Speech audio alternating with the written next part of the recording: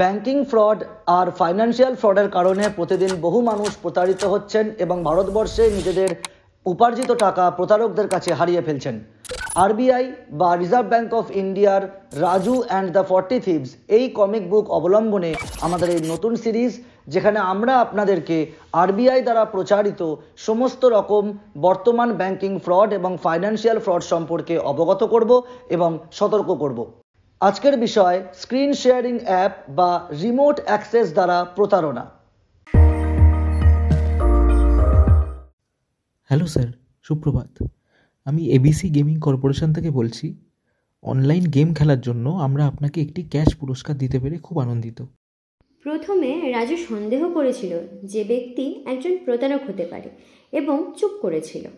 Sir, আমি একটি online game তৈরির কোম্পানির কর্মী। এটি আমাদের নতুন গেমের একটি বেটা ভার্সন। আমরা গেমটি জনসাধারণের জন্য চালু করার আগে ব্যবহারকারীদের কাছ থেকে মতামত নেওয়ার প্রয়োজন বোধ করছি।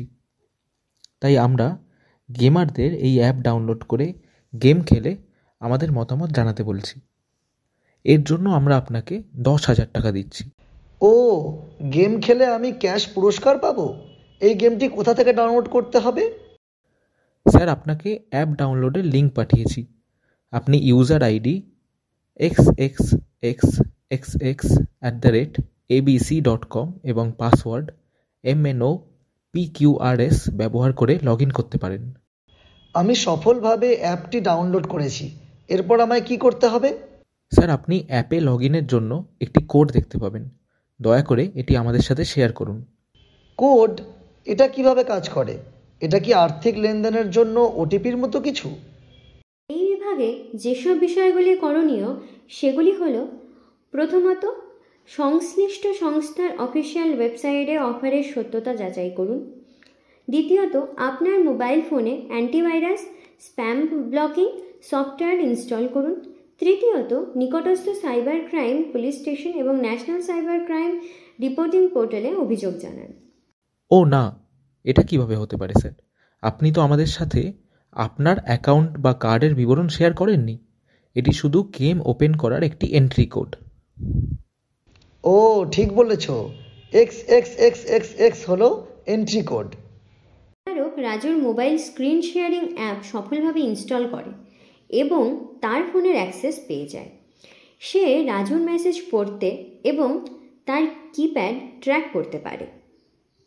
স্যার, গেম খেলার জন্য অংশগ্রহণের পর আপনাকে 10,000 টাকা দেওয়া হবে, কিন্তু তার আগে অ্যাকাউন্ট অ্যাক্টিভেট করতে অনুগ্রহ করে 10 টাকা অ্যাকাউন্ট নম্বর 12345 এ নেট ব্যাংকিংয়ের মাধ্যমে ট্রান্সফার করুন। কাজ শেষ হলে আমাকে কল করুন। রাজু মনে করলো 10 টাকারই তো ব্যাপার, তাই সে নেট ব্যাংকিংয়ের মাধ্যমে টাকা পাঠিয়ে দিল। এর কিছুক্ষণ পরেই সে 35,000 টাকা, 20,000 টাকা এবং 40,000 টাকা ডেবিটের মেসেজ পায়। ও ভগবান, এটা কিভাবে হলো? আমি তো কোনো ওটিপি শেয়ার করিনি। শেয়ারিং অ্যাপ্লিকেশন ইনস্টল হওয়ার পর প্রতারক রাজুর দ্বারা 10 টাকা পাঠানোর জন্য প্রবেশ করা নেট ব্যাংকিং পাসওয়ার্ড পেয়ে যায়। এই বিভাগে যেসব বিষয়গুলি করণীয় নয় সেগুলি হলো, প্রথমত, SMS, ইমেল বা ইনস্ট্যান্ট মেসেজিং অ্যাপ্লিকেশনের মাধ্যমে পাঠানো কোনো লিঙ্ক থেকে অ্যাপ্লিকেশন ডাউনলোড করবেন না। দ্বিতীয়ত, অপরিচিত ব্যক্তিদের দ্বারা শেয়ার করা স্ক্রিন শেয়ারিং অ্যাপ্লিকেশন ডাউনলোড কখনোই করবেন না। তৃতীয়ত, এই ধরনের অ্যাপ থেকে জেনারেট করা স্ক্রিন শেয়ারিং কোড অপরিচিত ব্যক্তিদের সাথে শেয়ার করবেন না।